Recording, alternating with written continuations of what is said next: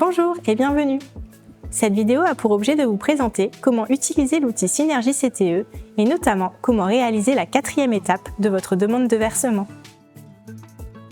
La quatrième étape pour réaliser une demande de versement consiste à produire une demande de versement individuelle, une DVI. Cette étape concerne tous les bénéficiaires. Après avoir saisi puis validé préalablement toutes mes dépenses dans la rubrique « Dépenses du projet », je clique sur la rubrique « Demande de versement individuel ». J'ajoute une demande de versement individuel. Je navigue dans le sommaire pour remplir tous les chapitres. Chapitre 1 – Communication. Je consulte la bulle d'aide en haut et je réponds aux questions posées, sans traduire. J'enregistre. Chapitre 2 – J'ajoute les dépenses préalablement validées en cliquant sur « Ajouter des dépenses à la demande de versement individuel ». Je les sélectionne et je les ajoute. Elles se classent alors sur les bons postes budgétaires. Ensuite, je remplis les chapitres 3, lieu de conservation des pièces justificatives originales, et 4, comptabilité séparée, à l'aide des bulles d'aide respectives. Chapitre 5, je réponds aux questions conformément à ce que j'ai saisi à l'étape sur les ressources perçues. J'enregistre.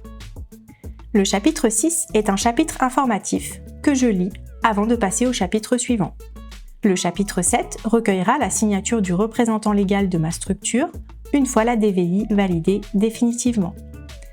Le chapitre 8 concerne la preuve d'acquittement à apporter selon ma combinaison budgétaire, pour toutes les dépenses non concernées par des options de coûts simplifiés détaillées au chapitre 6. Il existe deux options principales pour attester de l'acquittement des dépenses. Première option, si dans ma structure, il y a une personne habilitée à attester du décaissement des dépenses, comme un commissaire aux comptes ou un comptable public, elle pourra apposer sa signature sur la DVI validée définitivement. Deuxième option, je peux transmettre la copie des relevés de compte bancaire, faisant apparaître le débit et la date de débit correspondante, en les téléchargeant avec la DVI dans l'espace « Documents du projet ». Enfin, le chapitre 9 m'informe des étapes suivantes que nous allons effectuer ensemble maintenant.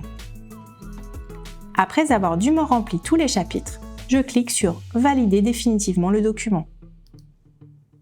La demande de versement individuel se trouve alors dans le tableau récapitulatif avec une date de validation. Je clique sur la loupe pour la consulter, puis sur l'icône PDF pour la télécharger. Attention, si la DVI n'est pas définitivement validée, c'est une version provisoire non recevable par l'autorité de gestion qui se télécharge. Une bulle verte m'indique que ma demande de téléchargement est prise en compte. Lorsque le menu Restitution clignote, je clique dessus, puis sur Édition PDF et enfin sur l'icône PDF de la DVI à télécharger. C'est alors qu'elle se télécharge sur mon ordinateur. Pour faire signer la DVI par mon représentant légal et le cas échéant par une personne habilitée à attester du décaissement des dépenses, deux options sont possibles. Première option, je dispose d'une signature électronique avec certificat dans ma structure et je peux faire apposer la ou les signatures directement sur le document PDF téléchargé.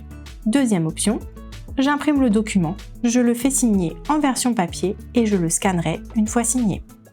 Une fois que ma DVI est signée, je la télécharge dans l'espace « Documents du projet » dans la rubrique « Demande de versement individuel, preuve d'acquittement des dépenses ».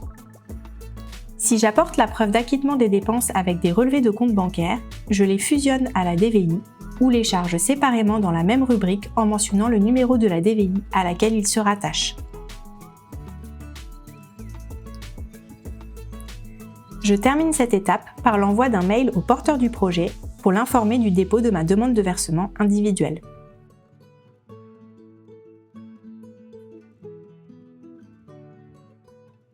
Merci pour votre attention. N'hésitez pas à visionner nos autres vidéos.